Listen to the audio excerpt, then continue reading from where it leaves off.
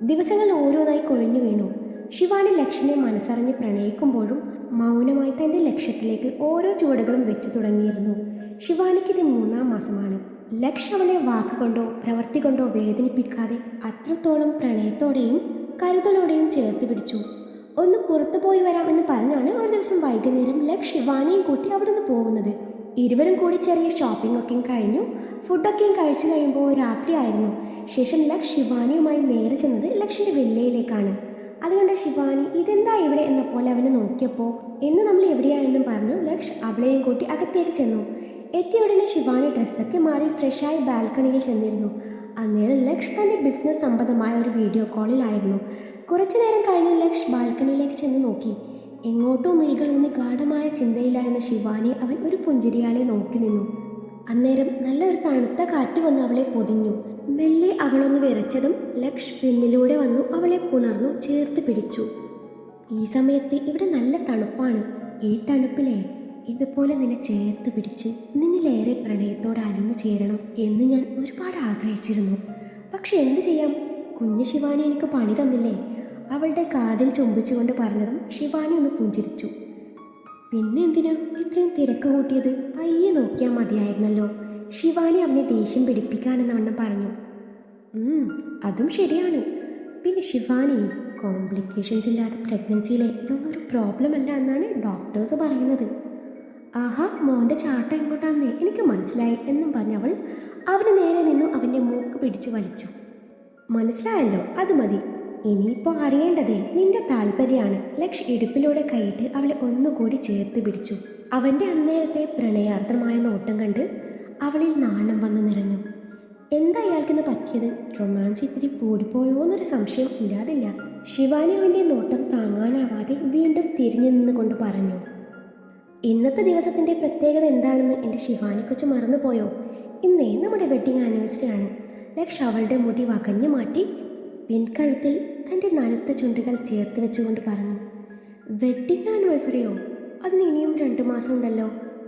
അത് ഞാൻ നിന്നെ എല്ലാവരുടെയും മുൻപിൽ വെച്ച് താലി ചാർത്തിയ ദിവസമല്ലേ? പക്ഷേ എൻ്റെ മനസ്സുകൊണ്ട് ഞാൻ നിന്നെ ഭാര്യയായി സ്വീകരിച്ചുകൊണ്ട് സിന്ദൂരവും താലിയും ചാർത്തിയതേ ഇന്നത്തെ ദിവസമാണ്. അത് ശിവാനി കൊച്ചു മറന്നുപോയോ? അതാണോ? സത്യം പറഞ്ഞാൽ എനിക്ക് ഓർമ്മയില്ല കേട്ടോ. കാരണം അന്നെന്നെ സ്വന്തമാക്കിയത് ഭീഷണിയുടെ പുറത്തായിരുന്നില്ലേ? ശിവാനി വിട്ടുകൊടുത്തില്ല. ഭീഷണി? അത് പറഞ്ഞ് അവനൊന്ന് ചിരിച്ചു. സമ്മതിച്ചു. അന്നത്തെ ഭീഷണിക്ക് ഇന്ന് ഞാൻ ഒരു സമ്മാനം തരട്ടെ. ഉമ്മായിരിക്കും അല്ലേ? അതൊന്നുമല്ല, നീ വന്നേ എന്ന് പറഞ്ഞ് ശിവാനിയെ മുറിയിലേക്ക് കൂട്ടിക്കൊണ്ടുപോയി ബെഡിലിരുത്തിക്കൊണ്ട് കണ്ണടക്കാൻ പറഞ്ഞു. ശിവാനി അവൻ പറഞ്ഞതുപോലെ ചെയ്തു. കുറച്ചു നേരം കഴിഞ്ഞില്ല ശിവാനിയുടെ കയ്യിൽ എന്തോ ഒന്ന് വെച്ചു കൊടുത്തതും ശിവാനി കണ്ണു തുറന്നു നോക്കി. ഒരു ഗിഫ്റ്റ് ബോക്സ് കണ്ട് അവൾ അവനെ നോക്കിയതും അത് തുറന്നു നോക്കാനെന്നവണ്ണം അവൻ കണ്ണുകൊണ്ട് കാണിച്ചു. ശിവാനി ആ ബോക്സ് തുറന്നു നോക്കിയതും ശിവാനി ഒരു നിമിഷം തറഞ്ഞു പോയിരുന്നു. അവൻ്റെ മുഖത്തേക്ക് നോക്കാനാവാതെ ശിവാനി മിഴികൾ താഴ്ത്തി. അവൾക്ക് ശരീരം തളരുന്നത് പോലെ തോന്നി. അവളുടെ അവസ്ഥ മനസ്സിലാക്കി ലക്ഷ് അവളുടെ അരികിൽ വന്നിരുന്നു. അവളുടെ കാതോരം ചുണ്ടമർത്തിക്കൊണ്ട് പറഞ്ഞു. എന്തിനാ ഇങ്ങനെ നെർവസ് ആവുന്നത്? എൻ്റെ ഓമപ്പെണ്ണിനെ ഗിഫ്റ്റ് ഇഷ്ടമായോ എന്നും പറഞ്ഞ് അവളുടെ മുഖം പിടിച്ചുയർത്തി അവളുടെ കണ്ണിലേക്ക് നോക്കി. ഈ കണ്ണുകളിലൂടെ എൻ്റെ ഹൃദയത്തിൽ പ്രണയത്തിൻ്റെ വിത്ത് പാകി അത് മുളയ്ക്കാൻ പോലും കാത്തു നിൽക്കാതെ നീ എങ്ങോട്ടാണ് ഓടി ഒളിച്ചത്? നീ എന്നിൽ നിന്നും അകന്നു പോയപ്പോഴാണ് ഞാൻ തിരിച്ചറിയുന്നത്. എൻ്റെ ഹൃദയത്തിൽ നീ പാകിയ വിത്തുകൾ കിളിർത്തു എന്ന് മാത്രമല്ല, അത് കരുത്തോടെ വളർന്നു കഴിഞ്ഞുവെന്ന്. പിന്നീടുള്ള രാത്രികൾ ഈ കണ്ണുകൾ എൻ്റെ ഉറക്കം നഷ്ടപ്പെടുത്തിയപ്പോൾ ഞാൻ നിന്നെ തേടി എവിടെയൊക്കെ അലഞ്ഞു. ഒരു വിവരവും കിട്ടിയില്ല. എനിക്ക് മുന്നിൽ മുഖം പോലും വ്യക്തമാക്കാതെയല്ലേ എൻ്റെ ഹൃദയം കവർന്നെടുത്തത്. പിന്നെ ഞാൻ എവിടെ പോയി തപ്പാൻ? പക്ഷെ ഈ കണ്ണ് അത് ഏത് പാതിരാത്രിയിൽ കണ്ടാലും ഞാൻ തിരിച്ചറിയും. ഈ മാൻമിഴിയും ഇടതൂർന്ന കൺപീലികളും അതെന്നിൽ അത്രത്തോളം ആഴത്തിൽ പതിഞ്ഞു പോയതാണ്. ദീപയുടെ മുന്നിൽ എനിക്കെതിരെ വീരോടെ സംസാരിച്ച പെണ്ണിനെ ആദ്യം ചവിട്ടിക്കൂട്ടാനാ തോന്നിയത്. അതിനുവേണ്ടി തന്നെയാണ് ക്യാബിനിലേക്ക് വിളിപ്പിച്ചതും. പക്ഷേ എൻ്റെ മുന്നിൽ നീ വന്നു നിന്നതും ഒരു നിമിഷം ഞാൻ എല്ലാം മറന്നു പോയിരുന്നു. എൻ്റെ ഹൃദയം അന്നേരം എന്തിനെന്നറിയാതെ ഉച്ചത്തിൽ മിടിച്ചു. ഈ കണ്ണി നോക്കിയപ്പോൾ ഞാൻ എന്നെ തന്നെ മറന്നു. നിന്റെ കണ്ണുകളിലും അന്നേരം ഞാൻ കണ്ടിരുന്നു എന്നോടുള്ള അടങ്ങാത്ത പ്രണയം. അതൊക്കെ മതിയായിരുന്നു എനിക്കത് നീയാണെന്ന് തിരിച്ചറിയാൻ. പിന്നെ അന്ന് സൈറ്റടിച്ച് ഫ്ലൈയിങ് കിസ് തരാൻ നേരം ഞാൻ ഏറെ ശ്രദ്ധിച്ചത് നിന്റെ മുടിയായിരുന്നു. എല്ലാം കൂടി കൂട്ടി വായിച്ചപ്പോൾ അതും പറഞ്ഞ് ലക്ഷ്യം ഒന്ന് നിർത്തി. അന്ന് നിന്നെ ക്യാബിനിലേക്ക് വിളിച്ചപ്പോൾ എന്നിൽ പെട്ടെന്ന് മാറ്റം വന്നതേ ഒരു പെണ്ണിൻ്റെ സൗന്ദര്യം കണ്ട് മയങ്ങിയിട്ടൊന്നുമല്ല, നീയാണെന്ന് ഉറച്ച വിശ്വാസമുള്ളത് കൊണ്ട് തന്നെയായിരുന്നു.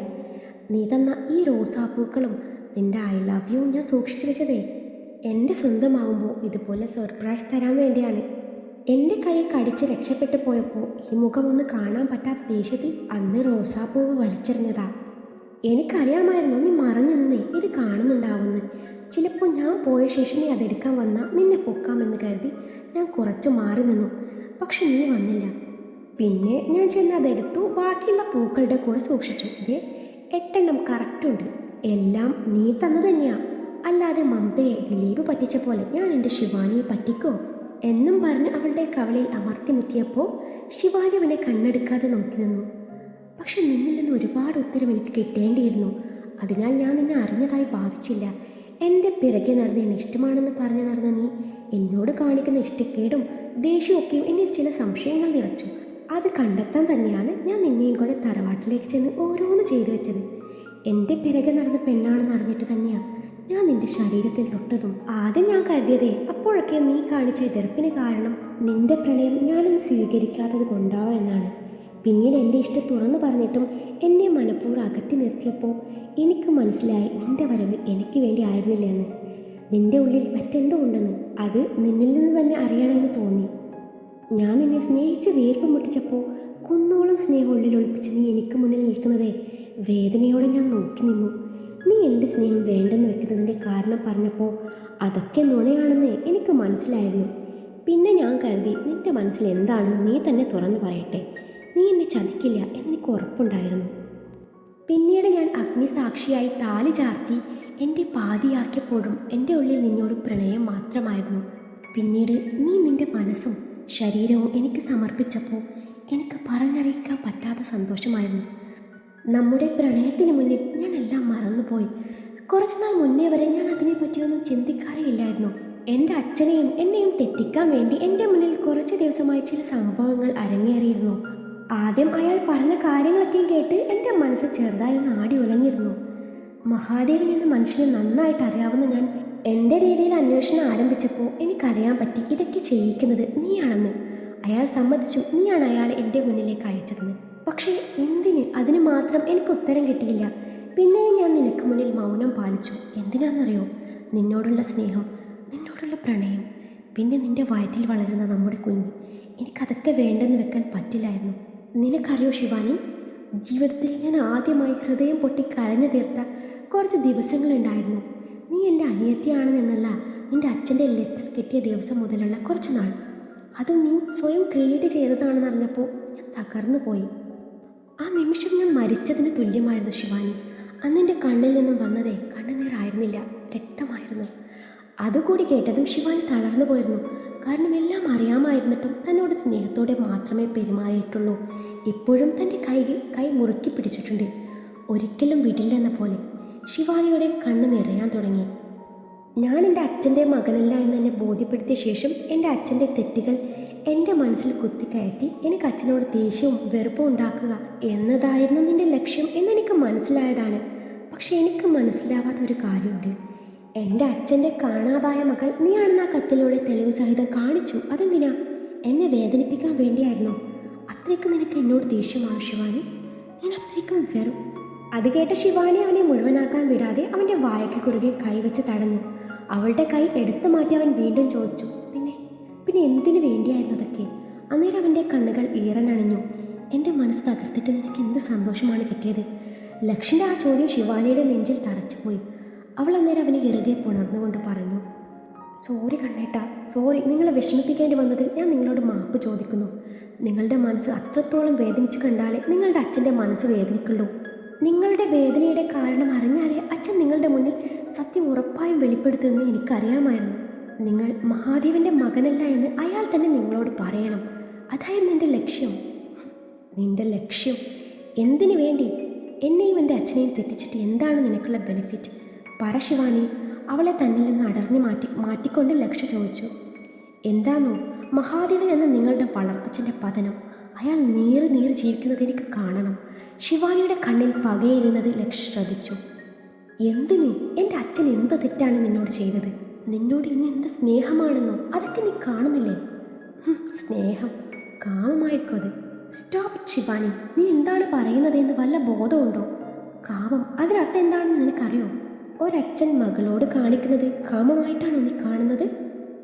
അതെ, അയാൾ മകളുടെ പ്രായമുള്ള മറ്റൊരു പെണ്ണിനെ കാമക്കണ്ണുകളുടെ കണ്ട് വലിച്ചു കീറി കൊന്നു കളഞ്ഞില്ലേ?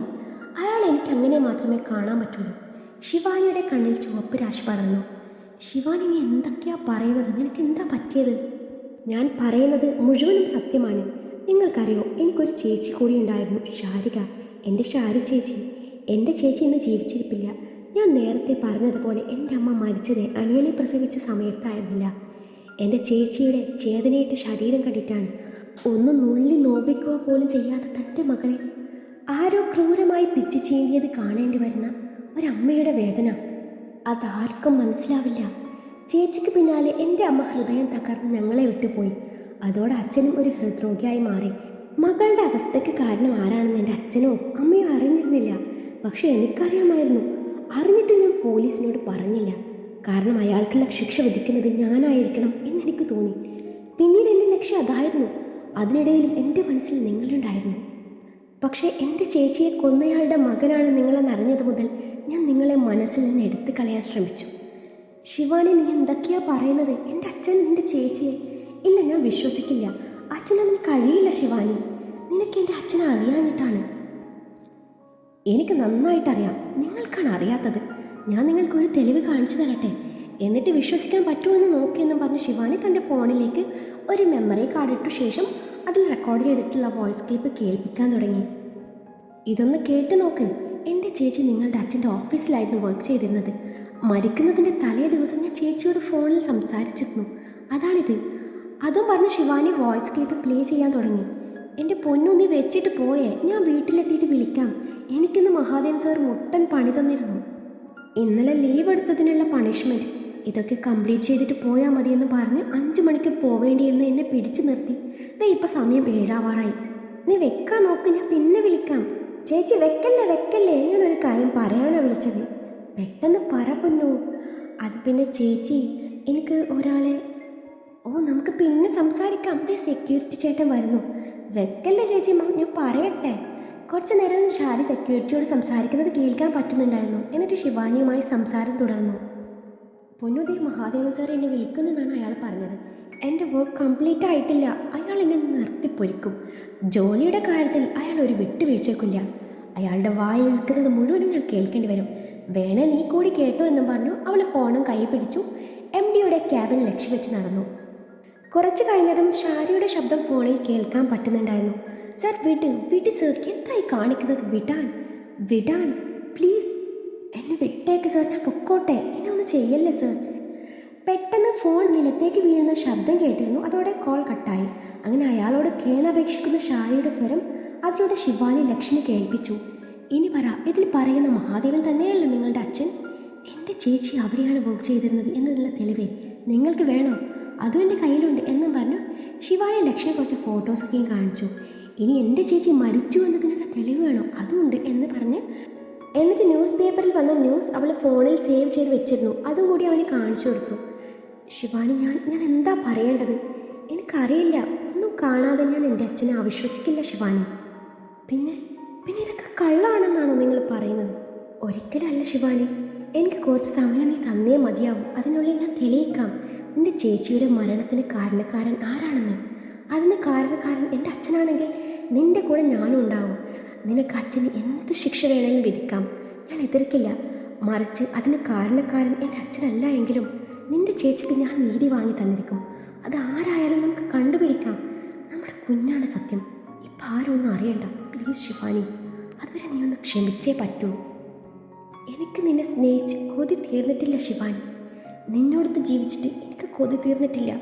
നമ്മുടെ കുഞ്ഞിനെ ഈ കയ്യിലേറ്റ് വാങ്ങുന്നത് സ്വപ്നം കണ്ടിരിക്കുമായിരുന്നു ഞാൻ. ഇതൊക്കെ അറിഞ്ഞിട്ടും എനിക്ക് നിന്നോട് ഒരു ദേഷ്യവും തോന്നില്ല. പകരം സ്നേഹം കുറച്ചുകൂടി കൂടിയതേ ഉള്ളൂ.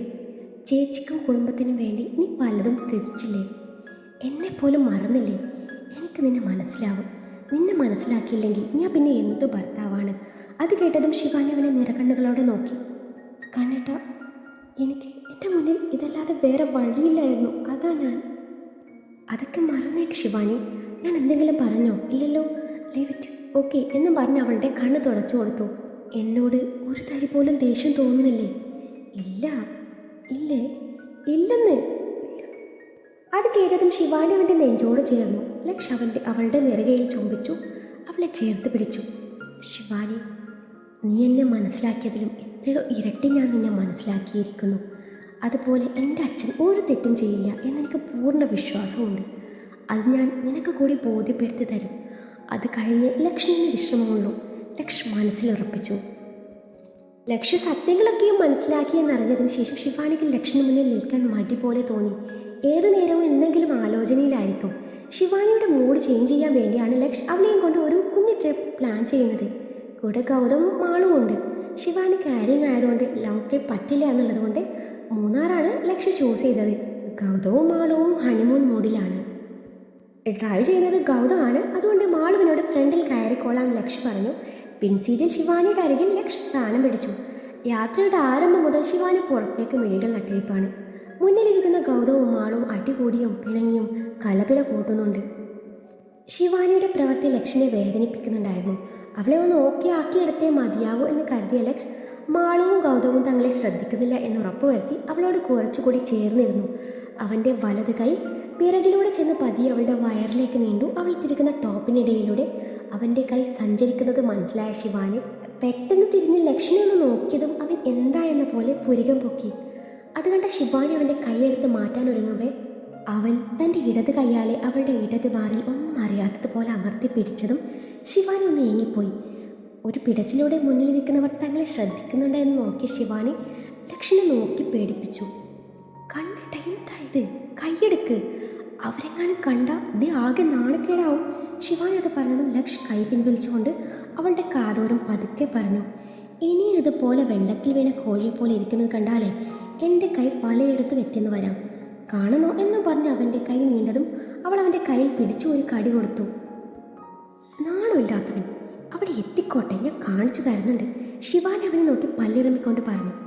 താങ്ക്സ്, ലക്ഷ് ചിരിയോടെ പറഞ്ഞു. എന്തിന്? അവിടെ എത്തിയിട്ട് എന്തൊക്കെയോ കാണിച്ചു തരാമെന്ന് പറഞ്ഞില്ലേ, അതിനാ. അത് കേട്ട ശിവാനി അവൻ്റെ കയ്യിൽ ചെറുതായെന്ന് പിച്ചിക്കൊണ്ട് പറഞ്ഞു. വൃത്തികെട്ടവൻ. ചേ, കോപ്പ്. ആ വേദികയെ കൂട്ടി വന്നാൽ മതിയായിരുന്നു. ഇതൊരു മാതിരി. ലക്ഷ് ശിവാനിയെ ദേഷ്യം കയറ്റി. അത് കേട്ടതും ശിവാനി പഴയ ഫോമിലായി. അവൻ്റെ കയ്യിൽ നല്ലൊരു കടി കൊടുത്തു. ലക്ഷ് വേദന കടിച്ചു പിടിച്ച് വിടാൻ പറയുന്നുണ്ടെങ്കിലും അവൾ കൂട്ടാക്കിയില്ല. അവസാനം സഹിക്കട്ടെ ലക്ഷ്, വിടടി പട്ടിക്കുട്ടി എന്ന് ഉറക്കെ പറഞ്ഞു. അവളുടെ തോളിൽ അമർത്തി കടിച്ചതും വേദന കൊണ്ട് ആ കണ്ണേട്ട വിട് എന്ന് ശിവാനിയിൽ നിന്നും ഒരു ശബ്ദം ഉയർന്നു. എന്നിട്ടും രണ്ടുപേരും കടി നിർത്തിയില്ല. കുറച്ച് കഴിഞ്ഞപ്പോഴാണ് രണ്ടുപേരും മനസ്സിലാക്കുന്നത് വണ്ടി ഓഫ് ചെയ്തിട്ട് മുന്നിലിരിക്കുന്ന രണ്ടുപേരും ഒന്നും മിണ്ടാതിരിക്കുകയാണെന്ന്. അത് കണ്ടതും രണ്ടുപേരും കലാപരിപാടിയൊക്കെ അവസാനിപ്പിച്ചു. വണ്ടി എന്തിനാ നിർത്തിയത്? രണ്ടുപേരെയും നോക്കിക്കൊണ്ട് ലക്ഷ് ചോദിച്ചു. അത് കേട്ട് ഗൗതം തിരിഞ്ഞു നോക്കാതെ പറഞ്ഞു. അല്ല, നിങ്ങളുടെ കടിയും മാന്തലും പിച്ചിലൊക്കെ കഴിയട്ടെ എന്ന് കരുതി. നാണമില്ലല്ലോ രണ്ടിനും, കൊച്ചു പിള്ളേരെ പോലെ. ഇത്തവണ ഗൗതം തിരിഞ്ഞു നോക്കിക്കൊണ്ട് പറഞ്ഞു. ഒട്ടുമില്ല, പരസ്പരം കടിക്കുക എന്നത് ഞങ്ങളുടെ ഒരു വീക്ക്നെസ് ആണ്. ഞങ്ങളുടെ പ്രണയം തുടങ്ങുന്നത് തന്നെ ഒരു കടിയിലൂടെയാണ്, അല്ല ശിവാനി? അതൊന്നും പറഞ്ഞാൽ നിനക്ക് മനസ്സിലാവില്ല. അതുകൊണ്ട് നിങ്ങൾ ഇങ്ങോട്ട് ശ്രദ്ധിക്കാനൊന്നും നിൽക്കണ്ട. നിന്റെ ഭാര്യയല്ലേ അടുത്തിരിക്കുന്നത്, നീ അവളെ മാത്രം നോക്കിയാൽ മതി, അല്ല ശിവാനി എന്നും പറഞ്ഞ് അവളുടെ കവളിൽ അമർത്തി മുത്തിയതും ഇവനോട് ഇനി പറഞ്ഞിട്ട് കാര്യമില്ല എന്ന് കരുതി ഗൗതം വണ്ടി മുന്നോട്ടെടുത്തു. ഒരുപാട് ദൂരം പിന്നിട്ടതും ശിവാനിക്ക് നല്ല ക്ഷീണം തോന്നി. അത് കാരണം വഴിയരികിൽ നിന്ന് കരയ്ക്ക് കുടിക്കാൻ വേണ്ടി ശിവാനിയും ലക്ഷ്യം ഇറങ്ങി. ഗൗതമും മാളും ഇറങ്ങിയിരുന്നില്ല. മാള് ഫോണിൽ സെൽഫി എടുത്ത് അവന്തിയൊക്കെ സെൻഡ് ചെയ്യുന്ന തിരക്കിലാണ്. ഗൗതം അവളുടെ പ്രവൃത്തികൾ കണ്ട് ദേഷ്യം വന്ന് ഫോൺ പിടിച്ചു വാങ്ങി പോക്കറ്റിലിട്ടു. എന്തായി കാണിക്കുന്നത്? ആ ഫോൺ ഇങ്ങ് തന്നേ. വണ്ടിയിൽ കയറിയത് മുതൽ ഞാൻ കാണുന്നതാ ഒരു ഫോട്ടോ എടുക്കലും ചാറ്റിങ്ങും മാങ്ങാത്തൊലിയും. ഗൗതം ദേഷ്യത്തിലാണ്. അതിന് നിങ്ങൾക്കെന്താ? ഞാൻ നിങ്ങളോട് പിണക്കത്തിലാണെന്ന് അറിയാലോ. പിന്നെ എന്തിനാ കെട്ടിയിറങ്ങി പോകുന്നത്? വീട്ടിലിരുന്നാൽ പോരായിരുന്നില്ലേ? അമ്പട കുളിസു, വീട്ടിലൊറ്റയ്ക്ക് എൻ്റെ പട്ടിയിരിക്കും. മാള് മുഖം കോട്ടി. നമ്മൾ വന്നിരിക്കുന്നത് ഹണിമൂണിനാണ്, അല്ലാതെ നിൻ്റെ കോപ്രായം കാണിക്കാനില്ല. ഞാനിപ്പോൾ ഹണിമൂൺ മൂഡിലല്ല. പിന്നെ ഏത് മൂഡിലാണുള്ളത്? കലിപ്പ് മൂഡില. എന്തേ? നിന്റെ മൂഡ് ഞാൻ മാറ്റട്ടെ? ഗൗതം പുറത്തേക്ക് നോക്കി. ആരും വരുന്നില്ല എന്ന് ഉറപ്പുവരുത്തിക്കൊണ്ട് അവളുടെ വയറിൽ ഇക്കിളി കൂട്ടിക്കൊണ്ട് പറഞ്ഞു. ഇതേ കളിക്കല്ലേ, എനിക്ക് ദേഷ്യം വരുന്നുണ്ട് കേട്ടോ. എന്നോട് മിണ്ടണ്ട. എന്താ ഇത്? വിടന്ന്, എനിക്ക് ഇക്കിളിയാവുന്നു. അത് കേട്ടതും അവൻ അവളോട് കുറച്ചുകൂടി ചേർന്നിരുന്നു. അവളുടെ മുഖം പിടിച്ചുയർത്തിക്കൊണ്ട് നെറ്റിയിൽ ചുണ്ടമർത്തിക്കൊണ്ട് ചോദിച്ചു, എന്തിനാ എൻ്റെ മാളൂസ് പിണങ്ങുന്നത്? മാളൂസ് പിണങ്ങിയ എനിക്ക് ആരാ ഉള്ളത്? ഓ, ഒരു പഞ്ചാരക്കുട്ടൻ വന്നിരിക്കുന്നു. പോ അവിടെ നിന്ന്. ഞാൻ നേരത്തെ ഉപ്പിലിട്ട മാങ്ങ ചോദിച്ചിട്ട് എനിക്ക് വാങ്ങി തന്നോ? ഇല്ലല്ലോ. ഐസ്ക്രീം വേണമെന്ന് പറഞ്ഞു, എന്നിട്ട് വാങ്ങി തന്നോ? ഇല്ലല്ലോ. പാനിപ്പൂരി വേണമെന്ന് പറഞ്ഞു, എന്നിട്ട് അത് വാങ്ങി തന്നോ? ഇല്ല. എന്നിട്ട് ഇപ്പോൾ കരിക്ക് കുടിച്ചോളാൻ എൻ്റെ പട്ടി കുടിക്കും. എൻ്റെ മാൾ ഇങ്ങനെ പിണങ്ങല്ലേ? അതൊക്കെ കഴിച്ചാലേ വയറിന് പിടിക്കില്ല. പിന്നെ ഞാൻ തന്നെ വേണ്ടേ അതൊക്കെ സഹിക്കാൻ? നിനക്ക് വയ്യാതായാൽ എൻ്റെ പ്ലാനിങ് മൊത്തം വെള്ളത്തിലാവും എന്നും പറഞ്ഞ് അവളെ ഒന്ന് പാളി നോക്കിയതും ആൾ സംശയത്തോടെ അവനെ നോക്കി. എനിക്ക് മനസ്സിലായിട്ടോ ഇയാളുടെ മനസ്സിലിരിപ്പ്. ഒന്ന് മാറിക്കേ. അതൊന്നും പറ്റില്ല. എനിക്ക് അവിടെ എത്തിയിട്ട് വേണം മൂടി പൊതിച്ചുറങ്ങാൻ. പിന്നെ ഉറങ്ങാൻ വേണ്ടിയാണല്ലോ അങ്ങോട്ട് കെട്ടിയെടുക്കുന്നത്. വീട്ടിൽ നിനക്ക് അത് തന്നെയാണല്ലോ പണി. കുറേ നാളായി നിന്റെ കയ്യിൽ നിന്ന് രക്ഷപ്പെടുന്നു. ഇന്ന് ഞാൻ നിന്നെ വിടില്ല. അത് പിന്നെ നിങ്ങൾ എന്നെ വേദനിപ്പിച്ചതുകൊണ്ടല്ലേ? അത് കേട്ടതും അവന് ചിരി വന്നു പോയി. എൻ്റെ പൊന്നു മാളു, ആദ്യമൊക്കെ അത് പതിവാ. ഇതിപ്പോൾ അതിനുശേഷം നീ എന്നെ അടുപ്പിച്ചോ? അതുമില്ല. ഈ ഫോണിൽ കുത്തുന്ന സമയത്ത് വല്ല ഇൻഫോർമേറ്റീവ് ആയിട്ടുള്ള വീഡിയോസും കണ്ടുകൂടെ നിനക്ക്? നിന്റെ പേടി മാറിക്കിട്ടുമായിരുന്നില്ലേ? എല്ലാം ഞാൻ ശരിയാക്കി എടുത്തോളാം. പാതി വഴിയിൽ നിന്ന് പോയ എൻ്റെ ഫസ്റ്റ് നൈറ്റ് ഞാനിന്ന് നടത്തും, നീ നോക്കിക്കോ. ഗൗതം അവളുടെ ചുണ്ടിൽ ചുണ്ടമർത്തിക്കൊണ്ട് പറഞ്ഞു. എന്നാൽ എന്നെ ഇവിടെ ഇറക്കിയേക്ക്, ഞാൻ വീട്ടിൽ പൊക്കോളാം. മാള് പറയുന്നത് കേട്ടതും ഗൗതം അവളുടെ ഇടുപ്പിലൂടെ കൈയിട്ട് ചേർത്ത് പിടിച്ചു. പോണോ നിനക്ക്? അവളുടെ കാതിൽ ചുണ്ടമർത്തിക്കൊണ്ട് അവൻ ചോദിച്ചതും അവൾ ഇരു സൈഡിലേക്ക് തല ചലിപ്പിച്ചുകൊണ്ട് വേണ്ടെന്ന് പറഞ്ഞു. ഞാൻ വേദനിപ്പിക്കില്ല, പോരെ? അവളുടെ കാതോരം ഏറെ പ്രണയത്തോടെ പറഞ്ഞതും മാളുവിൻ്റെ മുഖത്ത് നാണത്തിൽ കലർന്ന ഒരു പുഞ്ചിരി വിരിഞ്ഞു. അത് കണ്ടതും അവൻ അവളുടെ കാതിൽ നിന്നും കമ്മലൂരിയെടുത്ത് അവളുടെ ടോപ്പിൻ്റെ കഴുത്ത് പൊക്കി അതിനുള്ളിലേക്ക് ഇട്ടുകൊടുത്തതും മാളൊന്ന് ഏങ്ങിപ്പോയി. ലക്ഷ്യനെ പോലെ എന്നെയും പെട്ടെന്ന് ഒരച്ഛനാക്കി താ. എന്നാൽ ഞാൻ നിനക്ക് ഉപ്പിലിട്ട മാങ്ങ മാത്രമല്ല, ഉപ്പിലിട്ട തേങ്ങ വരെ വാങ്ങിത്തരും എന്നും പറഞ്ഞു അവൾ അമർത്തി മുത്തിക്കൊണ്ട് അവളിൽ നിന്ന് അകന്നു മാറി.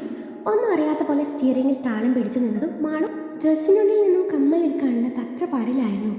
അവൾ അതെടുക്കാൻ പാടുപെടുന്നത് കണ്ടതും ഗൗതം വീണ്ടും അവളെ നോക്കിക്കൊണ്ട് ചോദിച്ചു, ഞാൻ സഹായിക്കണോ? അത് കേട്ട മാളു അവനെ ദഹിപ്പിച്ചു നോക്കി. എന്നിട്ട് അവളുടെ മറ്റേ കമ്മൽ ഊരി അവൻ്റെ ഷർട്ടിൻ്റെ പിൻകഴുത്തിലൂടെ ഇട്ടതും അതെടുക്കാതെ തനിക്ക് ഡ്രൈവ് ചെയ്യാൻ പറ്റില്ല എന്നറിയാവുന്നത് കൊണ്ട് ഗൗതം ബെൽറ്റിൻ്റെ പിന്നെടുത്ത് ഇൻ ചെയ്ത് വെച്ചിരുന്ന ഷർട്ട് പുറത്തിട്ട് ഷർട്ട് പൊക്കി കമ്മലെടുത്ത് അവളെ ദഹിപ്പിച്ച് നോക്കി. ബെൽറ്റൊക്കെ നേരെയാക്കാൻ നേരാണ് ലക്ഷ്യ അവന് നേരെ വരുന്നത്. അത് കണ്ട ലക്ഷ്യ, എടാ വൃത്തിയിട്ടവനെ, ഇത് നിങ്ങളുടെ ബെഡ്റൂമല്ല, വണ്ടിയാണ്, കുറച്ച് ക്ഷമിക്ക്, ഇപ്പം സ്ഥലത്ത് എന്നും പറഞ്ഞ് ഗൗതമിനെ ഇരുത്തി നോക്കി. ഇതിനാണല്ലേ രണ്ടും പുറത്തിറങ്ങാത്തത്? അയ്യേ, ഞങ്ങളൊന്ന് കടിച്ചപ്പോൾ എന്തൊക്കെയായിരുന്നു, ഒന്ന് കൺട്രോൾ ചെയ്യണേ എന്നും പറഞ്ഞ് ശിവാനിയുടെ അരികിലേക്ക് നടന്നു. എടാ, നീ കരുതും പോലെ ഞങ്ങൾ കമ്മൽ ഗൗതം എന്തൊക്കെയോ പറയാൻ ശ്രമിച്ചെങ്കിലും ആര് കേൾക്കാൻ, ആരോട് പറയാൻ? മാളു ആണെങ്കിൽ ഇതൊക്കെ കേട്ട് ചിരി അടക്കി പിടിച്ച് നിൽപ്പാണ്. എടി മാളു, അവൻ നമ്മളെ തെറ്റിദ്ധരിച്ചു എന്ന് തോന്നണേ. ഞഞ്ഞായി, നമ്മളെയല്ല നിങ്ങളെ. നോക്കിക്കോടി, നിനക്ക് ഇതിനൊക്കെ ചേർത്ത് ഞാൻ തരുന്നുണ്ട്. എന്നാലും അവൻ തെറ്റിദ്ധരിച്ചു എന്ന് തോന്നണേ. എൻ്റെ വില പോയില്ലേ എന്നും പറഞ്ഞ് ഗൗതം താടിക്ക് കൈയും കൊടുത്തിരുന്നു പോയി.